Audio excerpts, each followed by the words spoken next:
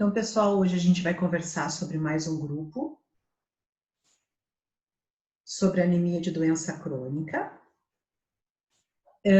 Esse é um grupo bastante especial de anemias, é um tipo de hemograma que é a maior rotina que nós temos dentro do laboratório no dia a dia.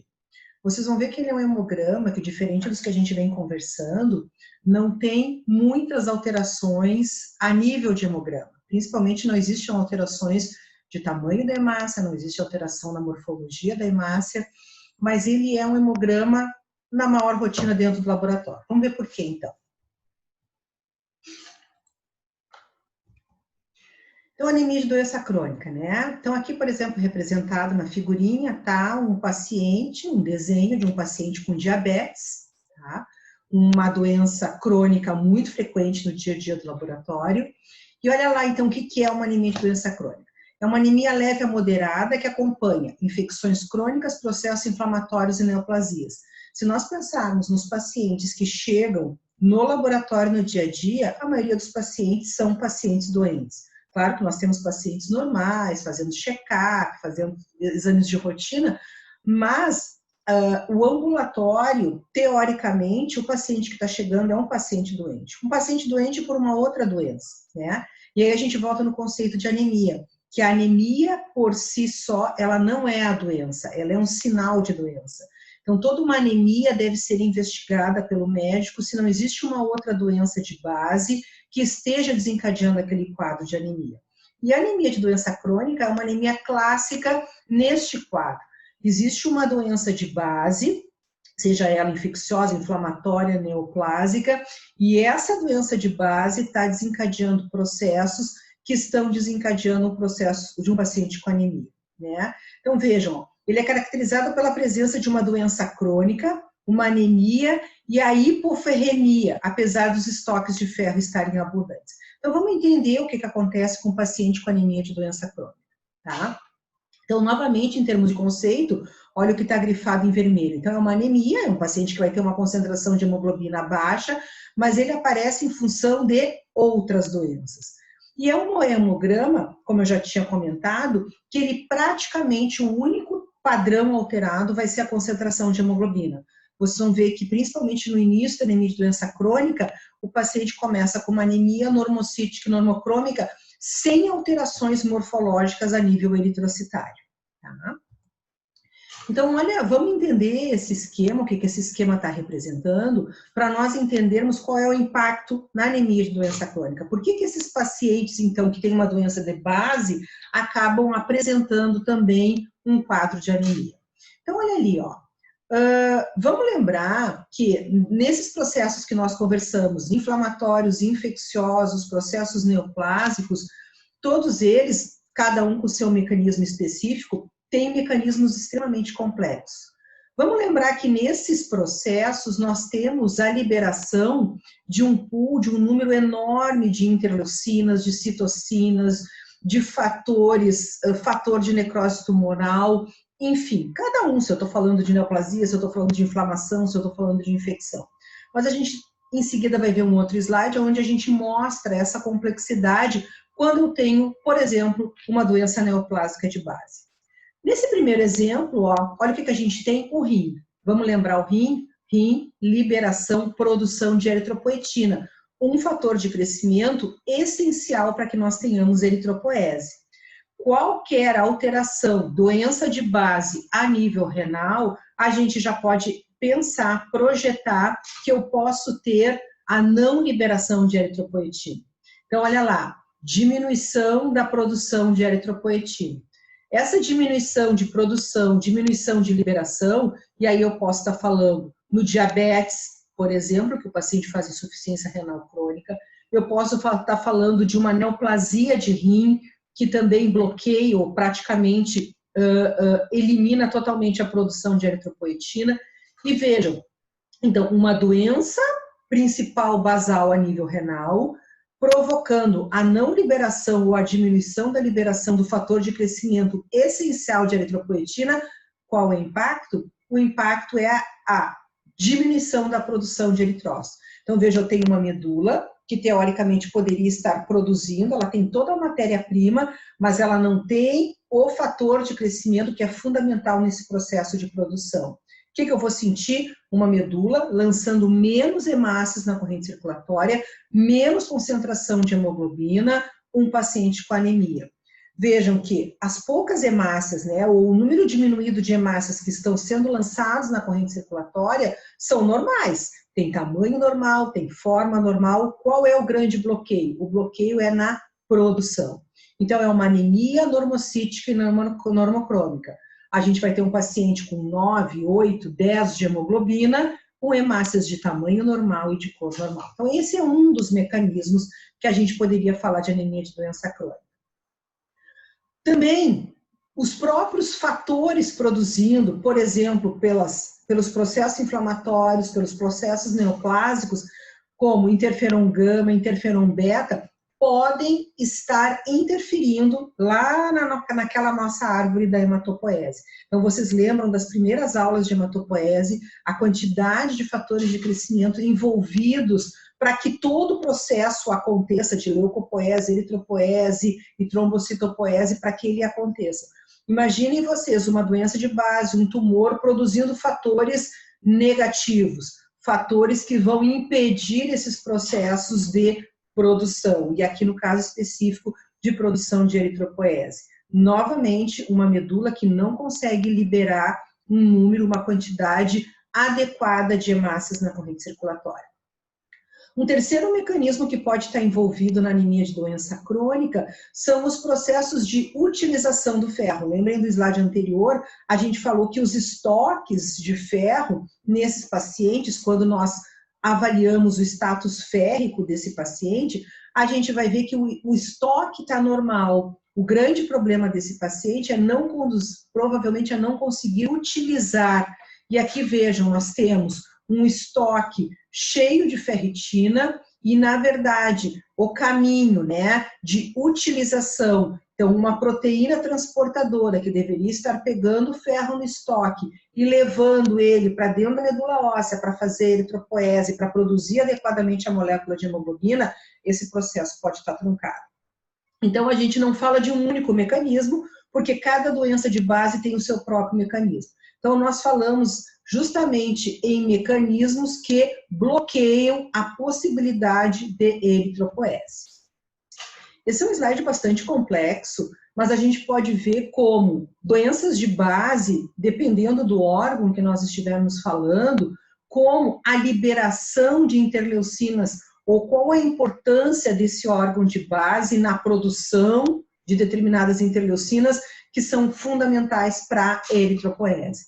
Então, imaginem, né? Vocês sabem a complexidade do fígado e a complexidade que é qualquer processo, seja uma hepatite, seja um tumor, seja uma neoplasia, que possa envolver o fígado. O fígado é um órgão vital, é um órgão responsável pela liberação de uma série de fatores de crescimento. Aqui também representados os rins, que nós já comentamos, né? E aí vocês veem a interligação, mas principalmente, ó, interleucina 6, interleucina 10, interleucina 1, fator de necrose tumoral. Então vejam como afetar esses órgãos de base, como tudo isso pode diretamente, e aqui a fase final, impactar na produção dos eritrócitos e na liberação dos eritrócitos na corrente circulatória. Tá? Então, só para mostrar como exemplo, anemias, situações importantes que desencadeiam anemia de doença crônica, infecções crônicas, sejam elas pulmonares, endocardite bacteriana, tuberculose, infecção fúngica, HIV. Então vejam que é o paciente que chega diariamente no dia a dia do laboratório, no dia a dia do ambulatório do hospital. Então é um exame de rotina. O hemograma faz parte dos outros exames que ele também está fazendo. E ele, pela sua doença de base, pode estar impactando na eritropoese.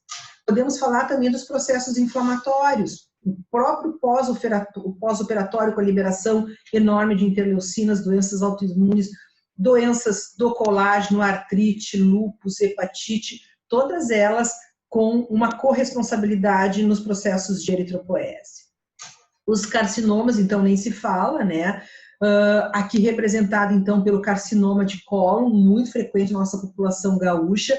E vejam, muitas vezes o hemograma com anemia normocítica e normocrômica é o primeiro sinal de um CA de cólon. Então, o paciente nem tem sintomas, o paciente nem desconfia que está começando a desenvolver um câncer de cólon, e ele já pode ter. Então, às vezes, um exame periódico, um exame de rotina, detecta anemia. Bom, vamos investigar essa anemia. E quando vai se investigar, se vê que é o início de um processo de um câncer, de um processo tumoral. Doença de Hodgkin, linfomas, leucemias, mieloma múltiplo. Então, o câncer tem um papel importante, né? O paciente acaba anemizando. Eu não estou falando nem por efeito colateral da quimioterapia, estou falando pelos efeitos colaterais da própria doença de base e pela liberação de uma série de fatores de crescimento que impedem a eritropoese. Então, a sequência de eventos que nós temos pela doença de base, ativação do sistema imune, a liberação de uma série de citocinas, de novo, sejam citocinas inibitórias ou citocinas que são, digamos, nocivas para o nosso processo de eritropoese. Vejam que nós temos a dificuldade, a retenção do ferro dentro dos seus estoques, a dificuldade de utilização deste ferro, e aí nós confirmamos as reservas, o status férricos com reservas altas, a diminuição da hemoglobina circulante para de produzir, e nós temos menos hemoglobina na corrente circulatória, temos um paciente com anemia, e também, muitas vezes, pela doença de base, uma produção inadequada de ferritina, né? Então, diminuição da utilização desta ferritina, deste ferro nos estoques, né? Uma diminuição da expectativa de vida da hemácia e uma resposta inadequada, justamente porque nós temos vários fatores interferindo nos processos de eritropoese. Tá? Esse é um desenho que eu gosto muito, ele representa muito a anemia de doença crônica. Nós poderíamos pensar num desenho parecido, o que acontece numa anemia ferropriva, porque vocês vão ver que a evolução da anemia de doença crônica, ela parece uma anemia ferropriva, a gente já conversa sobre isso. Então, olha lá, né? Então, em azulzinho são os estoques de ferro. Então, vejo que na ADC, os estoques estão na sua plenitude. Então, os estoques estão cheios de ferritina. O vermelho é o ferro funcional. Então, aqui eu tenho ferro utilizado, né, na mioglobina. Aqui nós temos o ferro dentro do eritrócito.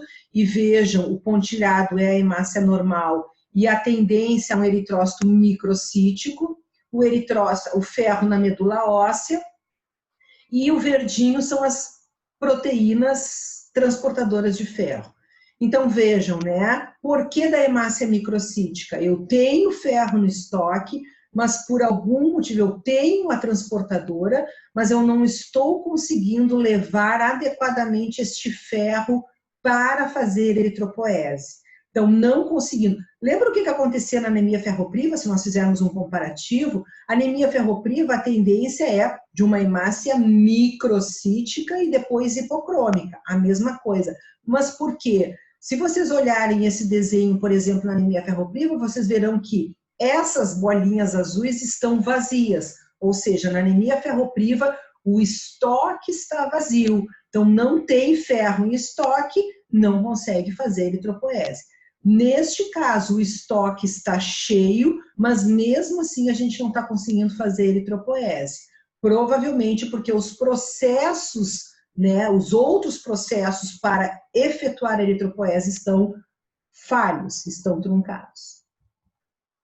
Então, esse é um hemograma, né, que a gente tem muito clássico de uma ADC. Vejam, o paciente tem 11,1 de hemoglobina, vamos pensar que isso pode ser um homem, por exemplo. Então, ó, uma anemia 11,1 com VCM normal, normocítica, e um CHCM normal, normocrômica. Lembrando que a hemácia que está sendo lançada para a corrente circulatória, ela está em pequena quantidade, mas ela é tamanho normal e cor normal. Então, ela começa, né, como uma anemia normocítica e normocrômica. Mas é claro que a microcitose e a hipocromia, com a evolução da doença de base, imagina a evolução do processo infeccioso, a evolução do processo inflamatório, vocês imaginem pacientes com artrite, com lúpus, que tem há anos esse processo inflamatório. é óbvio que a tendência, como a gente viu no slide anterior, vamos voltar lá, a tendência é que, não usando o ferro, a tendência é que essa hemácia vai ficar microcítica e hipocrômica. E por isso que, às vezes, esse paciente, quando chega, se ele já chega num estágio muito avançado, como ele tem uma anemia microcítica e hipocrômica, ele acaba sendo confundido com um paciente ferroprivo, né? E aí se dá ferro, mas na verdade tem que se avaliar o resto do status ferro desse paciente. Olha lá, o ferro circulante está diminuído, o ferro na medula está normal, e olha lá a ferritina, né? Normal ou aumentada. Reticulócitos não está produzindo, porque os mecanismos de produção estão bloqueados, a tendência é de um reticulócito normal ou de uma reticulocitopenia, certo? Então, essa é a foto, né? Então, também é importante essa fotografia, porque, e a gente fala isso muito para o aluno, ele pega um hemograma com uma anemia, e às vezes é uma anemia importante, 7, 8, 9 de hemoglobina, e o aluno, o profissional, ele vai procurar uma alteração eritrocitária. Parece que todo hemograma anêmico tem que ter uma alteração. E na ADC, que é a maioria dos hemogramas, novamente, que nós recebemos, não tem alteração. As hemácias, né, a concentração de hemoglobina está diminuída, mas as hemácias têm forma normal, cor normal e tamanho normal. Um outro exemplo, né, olha como eu falei para vocês, ó, uma hemoglobina de 9,7, é inegável que o paciente é anêmico, e ele tem um CHCM de 34 e, desculpa, um VCM de 96 e um CHCM de 34. Normocítica e normocrômica, apesar de que é inegável de que ele tem uma anemia. Olha como a curva, né, apontilhada é o normal, o paciente está dentro da normalidade de tamanho. As hemácias que estão sendo produzidas são de tamanho normal e de cor normal, tá? E ainda um RDW normal. Também estão saindo com uma variabilidade de tamanho normal de dentro da medula óssea. De novo, o problema é a dificuldade de produção. Então, chegando mais ao, né, encerrando, o que a gente tem, a gente vai ter que comparar a anemia de doença crônica, ou classicamente compara, com a anemia ferropriva, porque lembra que eu falei para vocês, a evolução é uma anemia microcítica hipocrômica, então ela acaba entrando em confusão, né? Então, e vejam que vários parâmetros são muito semelhantes. O ferro, ele está diminuído, na grande maioria das vezes, nas duas situações, mas olha ali, principalmente, a ferritina sérica, normal ou aumentada na anemia de doença crônica e diminuída na anemia ferropriva, tá? Então, a avaliação, vocês têm a avaliação do ferro, né, lá na bioquímica, para entender bem todos esses mecanismos, mas a gente chama muita atenção da questão da ferritina. Lembrando que na ADC os estoques estão cheios e tu não consegue utilizar adequadamente o ferro para fazer a eritropoese.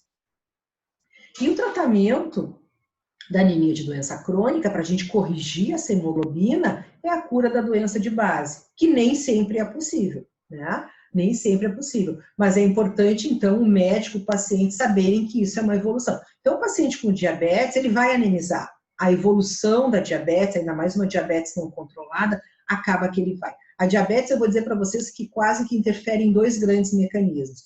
Interfere na insuficiência renal, que a diabetes acaba desenvolvendo, e a dificuldade de produção de eritropoetina, e a própria diabetes, por si só, ela libera fatores de crescimento que inibem a eritropoese.